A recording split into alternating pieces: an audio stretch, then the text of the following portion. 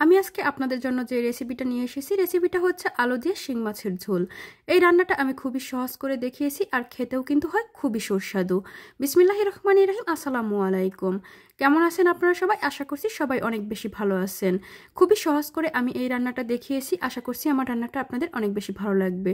আর যদি ভিডিওটি ভালো লাগে তাহলে ভিডিওটি না টেনে শুরু থেকে শেষ পর্যন্ত দেখার অনুরোধ রইল। আর আমার এই ভিডিওটি যদি আপনারা আমার ফেসবুক পেজ থেকে দেখে থাকেন তাহলে প্লিজ আমার পেজটা ফলো দিয়ে রাখবেন। আপনাদের ফ্রেন্ডস অ্যান্ড ফ্যামিলির সাথে ভিডিওটি শেয়ার করতে ভুলবেন না।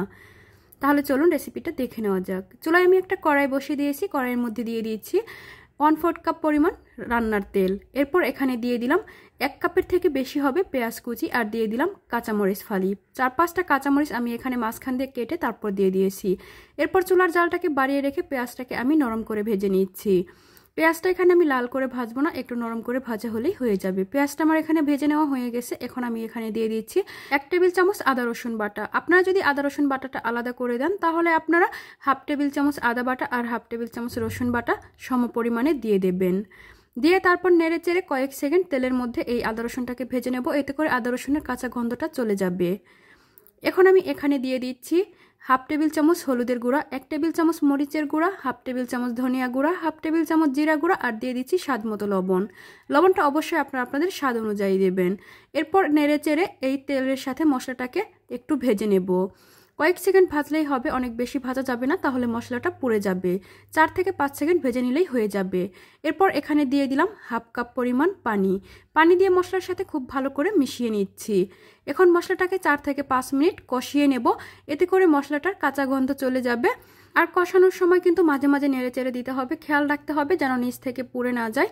মশলাটা কষাতে কষাতে যখন মশলার উপর এরকম তেল উঠে আসবে তখন বুঝে নিতে হবে মশলাটা খুব ভালো করে কষিয়ে নেওয়া হয়ে গেছে।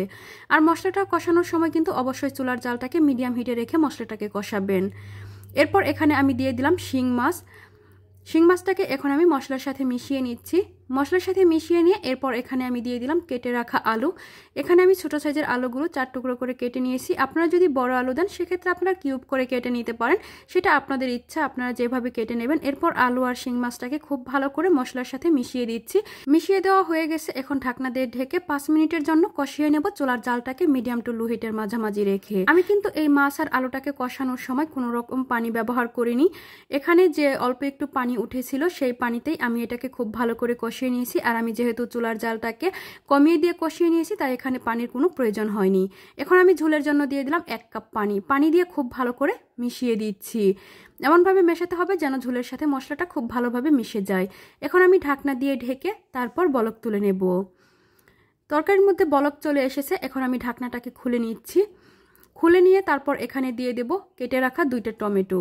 আপনারা যদি এখানে টমেটো আরও বেশি দিতে চান দিতে পারেন, তাতে কোনো সমস্যা নেই, আপনারা আপনাদের স্বাদ অনুযায়ী ব্যবহার করবেন। টমেটোটাকে দিয়ে তারপর ঝোলের মধ্যে দিয়ে তারপর ঢাকনা দিয়ে ঢেকে রান্না করে নেব।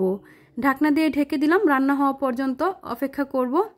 আমার এখানে রান্নাটা হয়ে গেছে, দেখতেই পাচ্ছেন কত সুন্দর একটা কালার চলে এসেছে। আর এটা দেখতে যতটা সুন্দর খেতেও কিন্তু অনেক স্বাদের হয়। শেষ পর্যায়ে এখন আমি দিয়ে দিচ্ছি ধনিয়া পাতা। আর আপনাদের হাতের কাছে যদি ধনিয়া পাতা না থাকে আপনারা এখানে 1/2 টেবিল চামচ ভাজা জিরার গুঁড়াটা দিয়ে দেবেন, এতে করেও খুবই সুন্দর একটা ফ্লেভার আসে। আমি একটু এরকম ঝোল ঝোল রাখবো, এর ঝোলটা আরও কমে যাবে, যেহেতু এখানে আলু দেওয়া আছে, আলুতে কিন্তু ঝোলটা অনেকটা টেনে যায়, আপনারা জানেন। এখন আমি চুলার জালটাকে অফ করে দিয়ে আমি আপনাদেরকে পরিবেশন করে দেখাবো। দেখতেই পাচ্ছেন কত সুন্দর একটা কালার চলে এসেছে। আর এই রান্নাটা খুবই সহজ, আপনারা অবশ্যই একবার হলেও ট্রাই করবেন। আর আমার ভিডিওটি যদি ভালো লাগে তাহলে প্লিজ আমার চ্যানেলটা সাবস্ক্রাইব করে দেবেন আর আমার পেজটা ফলো করে রাখবেন এরকম সহজ সহজ রেসিপি পাওয়ার জন্য। আর আপনারা যদি কোনো ধরনের কোনো রেসিপি দেখতে চান অবশ্যই কমেন্টে জানাবেন, আমি চেষ্টা করব আপনাদের সেই রেসিপিটা দেওয়ার জন্য। এটা এত বেশি মজার হয়েছে, আমি আপনাদেরকে একটু খেয়ে দেখাচ্ছি। আমার বাসায় এই রেসিপিটা রান্না করার পর আমার ছেলে মেয়ে তো অনেক বেশি পছন্দ করছে আর আমার কাছে অনেক বেশি ভালো লাগছে। খুবই সহজ রান্নাটা, এটা রান্না করতে অনেক বেশি সহজ আর খেতে যে এতটা মজার হবে আমি নিজেও ভাবতে পারিনি যে এতটা মজার হবে। অবশ্যই আপনারা একবার হলেও ট্রাই করবেন। আর আপনারা যদি এই রেসিপিটা ট্রাই করেন অবশ্যই আমাকে কমেন্ট করে জানাবেন কেমন হয়েছে। সবাই ভালো থাকবেন। আল্লাহ হাফেজ। আসসালামু আলাইকুম।